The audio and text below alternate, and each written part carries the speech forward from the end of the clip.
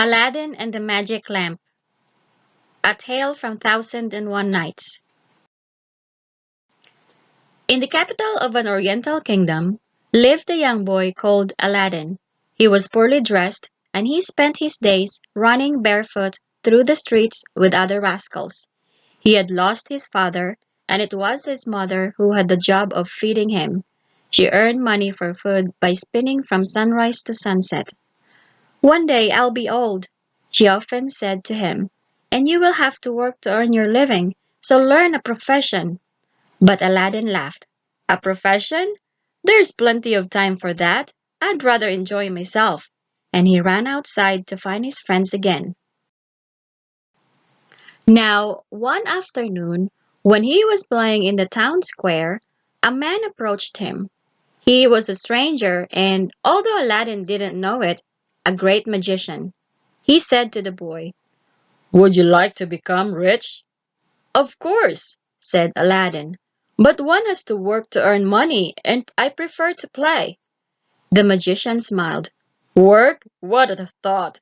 Be like me, and you will have more treasures than a king." Aladdin trusted the magician and went with him. First, the man took Aladdin to a clothes merchant where he bought a magnificent outfit for him.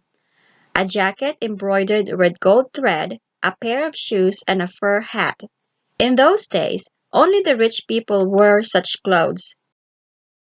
"This is because you have to be smartly dressed to enter the place where I will take you," said the magician as Aladdin admired the outfit. They walked for a long time until they had crossed the entire city. Once they reached the countryside, they finally stopped, right at the foot of a mountain. Aladdin looked around at the vast garden overgrown with bushes and was puzzled. "Is it really necessary to be dressed in silk to come here?" he said. "Wait and see," answered the magician. He then took his time to light a fire which he sprinkled with incense from a glass bottle. A thick blue smoke filled the sky as he called out, "Come down, loyal spirit, and reveal your secret." Suddenly, Aladdin felt the ground trembling under his feet, and he was terrified. He jumped back in there. Right in front of him, the ground opened up. In the opening lay a square stone with a big iron ring. "It is your turn to play now," said the magician. "This stone is magic, and you are the only one who can lift it. Beneath it, you will find an enchanted orchard." "It is much too heavy," complained Aladdin, who was having second thoughts about the whole affair. "Listen," said the man. "If you call out loud the name of your grandfather and your father while you pull the ring, you will have no problem lifting the stone." The boy did as he had said, and lifted the stone. But instead of an orchard, he saw a staircase which led to a dark cave. It made him shiver. The magician explained to him, "The orchard is much farther away. First, you have to go down the staircase, then across three halls, and finally out again by another staircase. As you can see, the stairway is too small for me. Only you can go through it. But be very careful not to touch the walls as you go, or you will be struck by a bolt of lightning." Aladdin was still scared, but the magician gave him a ring and said, "This will act as a charm to protect you. If you do as I have said, you have nothing to fear. The second staircase leads to the orchard where you may pick all the fruit you want. But the most important thing that I want is a little lamp hidden in a secret place at the back of the orchard. Bring it to me." Aladdin hesitated, but the man pushed him inside. He went down the stairs slowly, step by step, holding his clothes tightly around him, terrified that he might accidentally touch something and be struck by lightning. When he reached the foot of the stairs, he crossed the three large halls without any difficulty. The last of these led him to the foot of a second staircase. Aladdin started to climb this staircase and eventually saw light coming from the top. Encouraged, he began to hurry. When he reached the top, he found himself in a fantastic garden with hundreds of trees full of shining fruit. However, this fruit was not meant for eating. The trees were laden with precious stones, sparkling diamonds, rich red rubies, and milky pearls. Poor Aladdin thought they were made of glass, like the cheap jewelry his mother wore. Nevertheless, he decided to pick some for her and began to fill his pockets. Then he saw the lamp standing in a hollow rock, and he remembered the reason for his visit. He stopped picking and ran towards it. Lamps like this were to be found by the thousand in the East in those days, and Aladdin did not understand why the magician wanted this one.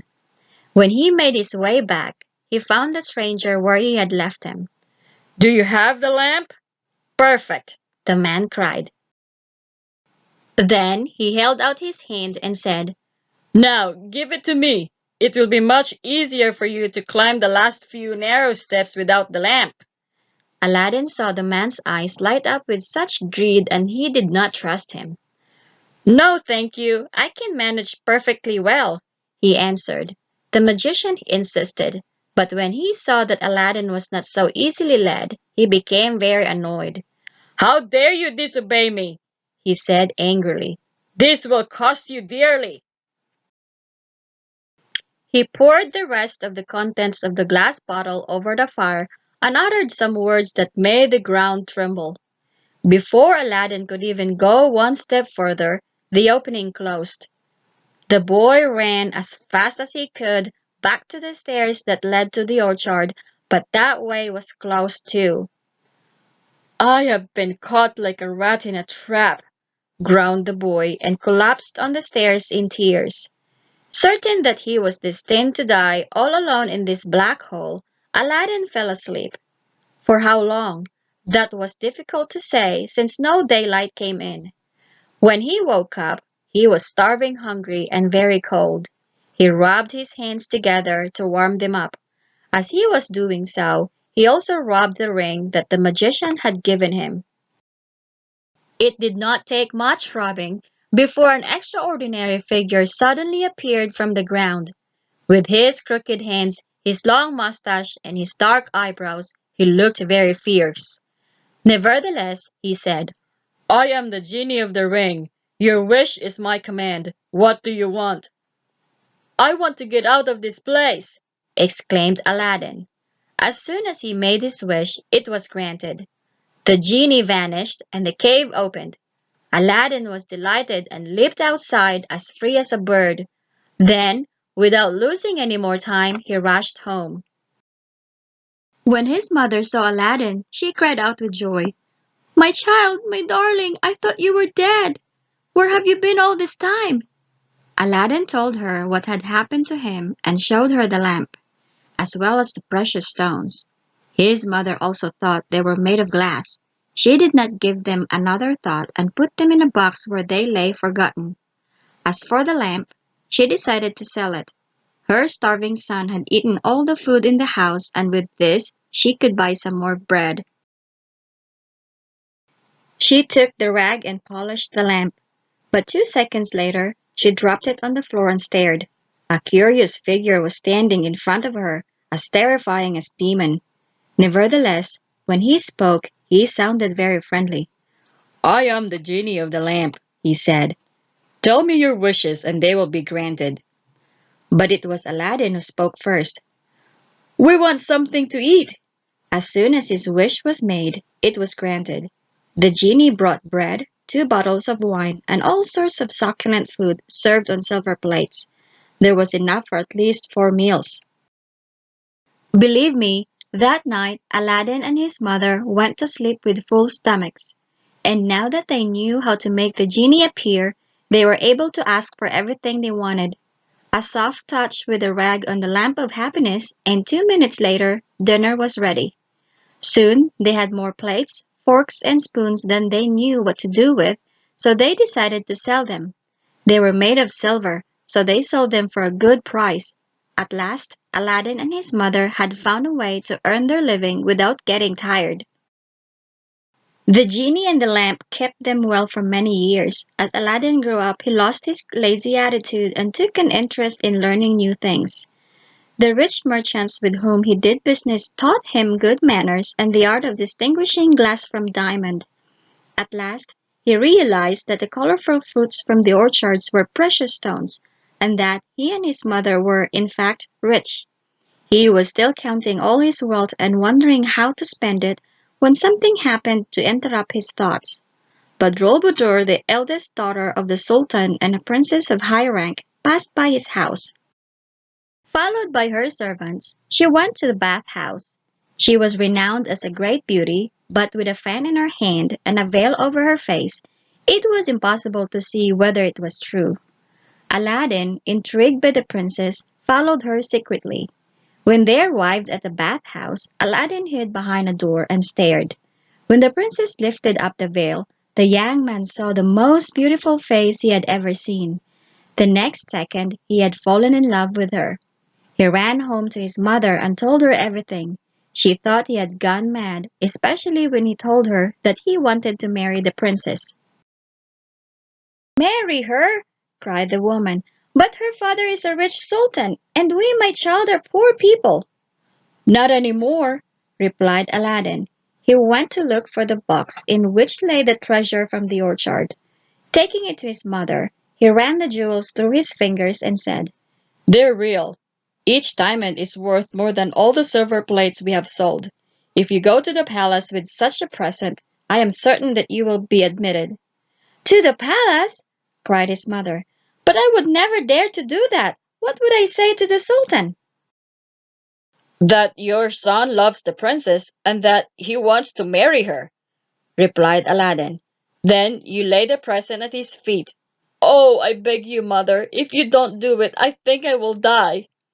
Aladdin's mother was very frightened, but nonetheless, she went to the palace the next day and knocked at the gate. She held the present close to her heart, a large cup containing precious stones and diamonds covered with a white cloth.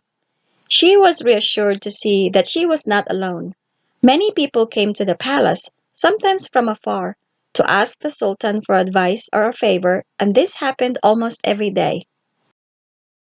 After a while, they were admitted, one by one. Aladdin's mother sat down in a corner and waited her turn. But when it came, she felt too shy to speak and ran away.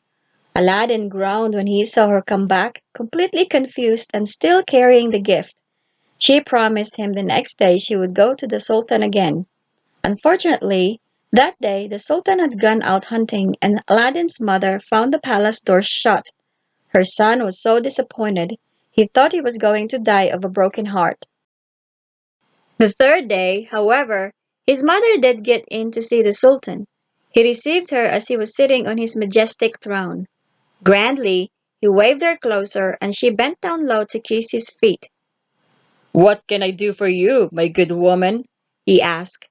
The poor woman trembled and was too scared to talk at first. "Come, come, what is it?" He urged. "Your Highness," she finally said, "I am afraid that my demand will not please your Majesty. It is so insane, so senseless." "I order you, talk." said the Sultan, who was becoming impatient with curiosity. "Whatever you ask me, you will be forgiven." Eh, well, you see, she said, it is my son, Aladdin. He has seen, he wants to. But instead of finally admitting the truth, she lifted up the cloth that covered the diamonds and said, "He wants to offer you this modest present."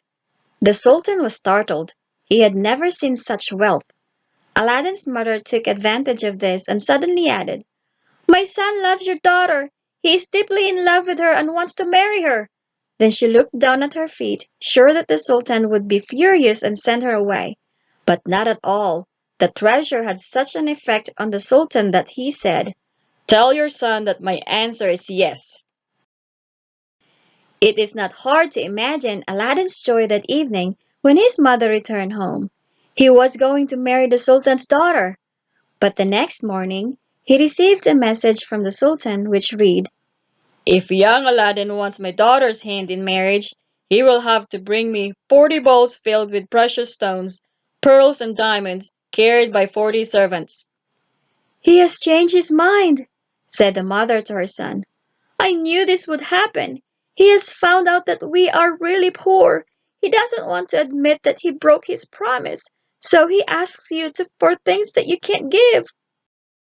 Well, that remains to be seen, replied Aladdin, and he immediately looked for his magic lamp. As soon as he rubbed it, the genie appeared. What do you want? He said gruffly. Aladdin told him, and 2 seconds later, all the 40 servants appeared. The little house suddenly became overcrowded. The servants looked splendid in their brilliant clothes, and on their heads they carried large silver bowls filled to the brim with diamonds.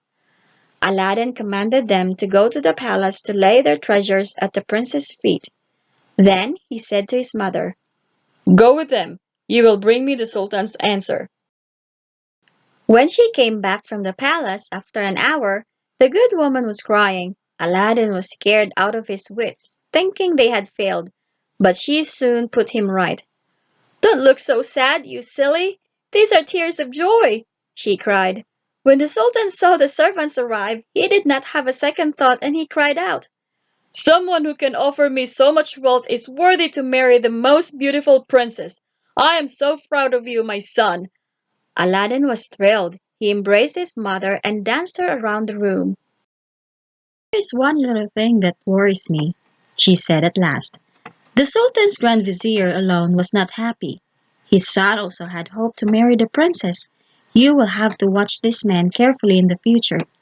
But Aladdin did not listen anymore. He took the magic lamp and rubbed it. When the genie appeared, he commanded, I want to take a bath. He had hardly pronounced these words when he felt himself lifted by invisible hands and plunged into an immense basin overflowing with perfumed water. What a marvelous bath! How good he felt! He came out clean and soft from head to toe. Then he was dressed in magnificent clothes. When his mother saw him, she cried out because he looked so handsome. This is only the beginning, He said, smiling. the genie has promised me 100 servants and horse, and for you, dear mother, 30 loyal servants. As soon as he had said these words, everything appeared. Aladdin had never ridden a horse before, but he mounted without any difficulty, for the genie had thought of everything. To the Sultan's palace! He cried, urging the horse forward. The horse obeyed, and everyone followed him. The people who saw this marvelous procession pass by could not believe their eyes, especially when the servants began to throw gold pieces in the air. Long live Aladdin! Cried the crowd, picking up the money. Then the palace doors opened wide before him. The Sultan welcomed him. He was not disappointed with the look of his future son-in-law, and neither was Badroulbadour. She looked at Aladdin from behind some screens and fell immediately in love with him.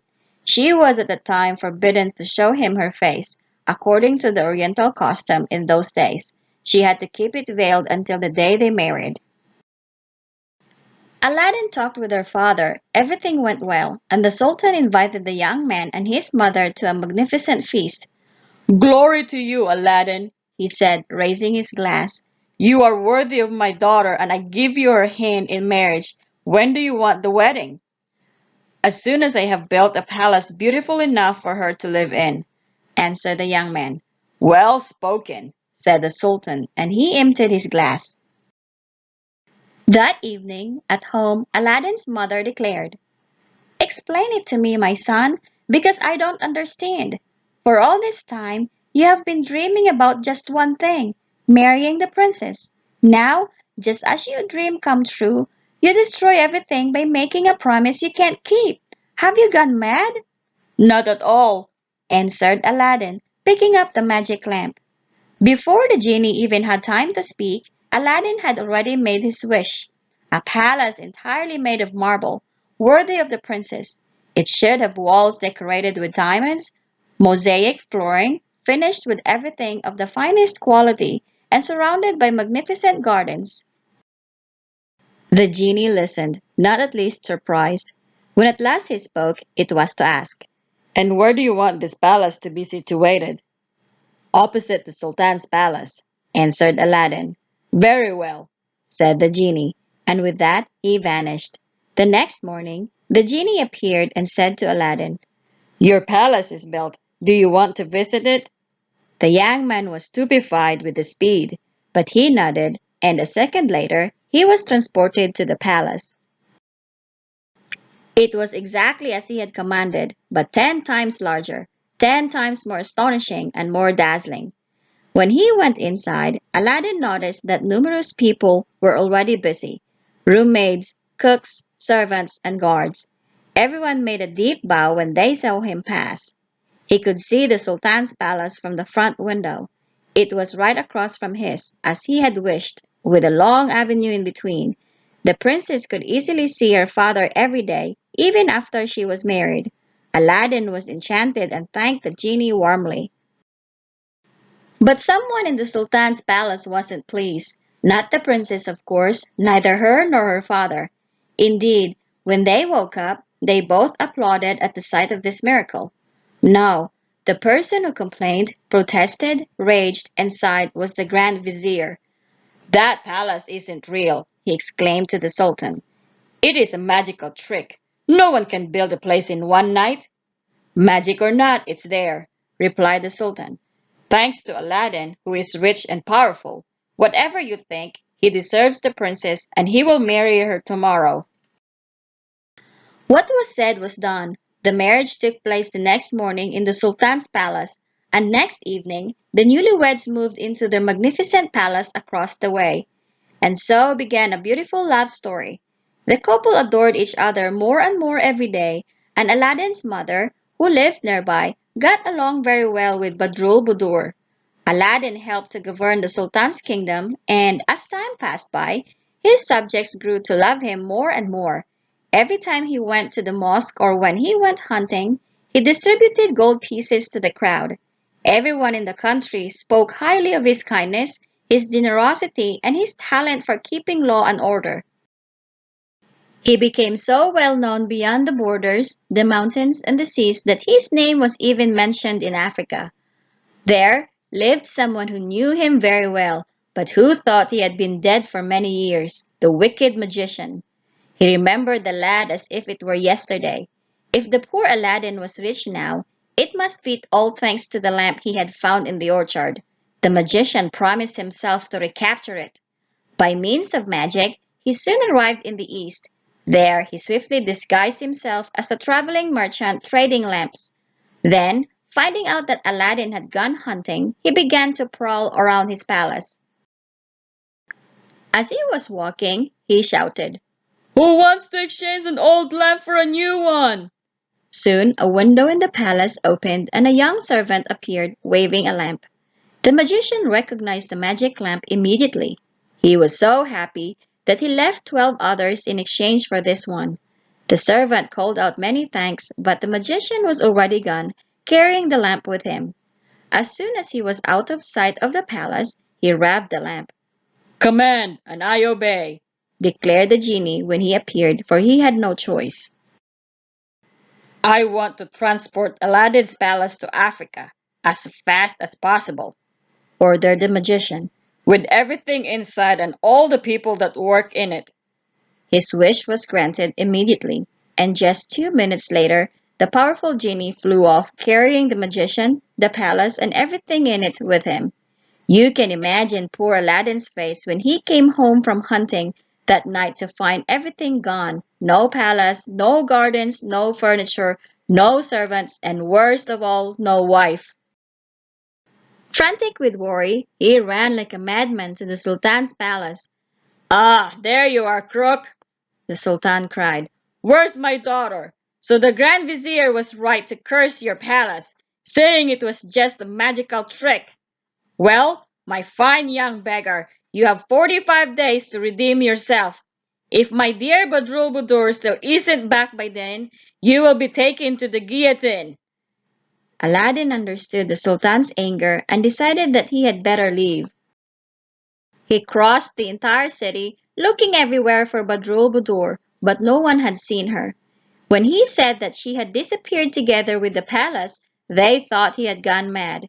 He then went to the neighboring towns and, little by little, he searched the whole kingdom, but all in vain.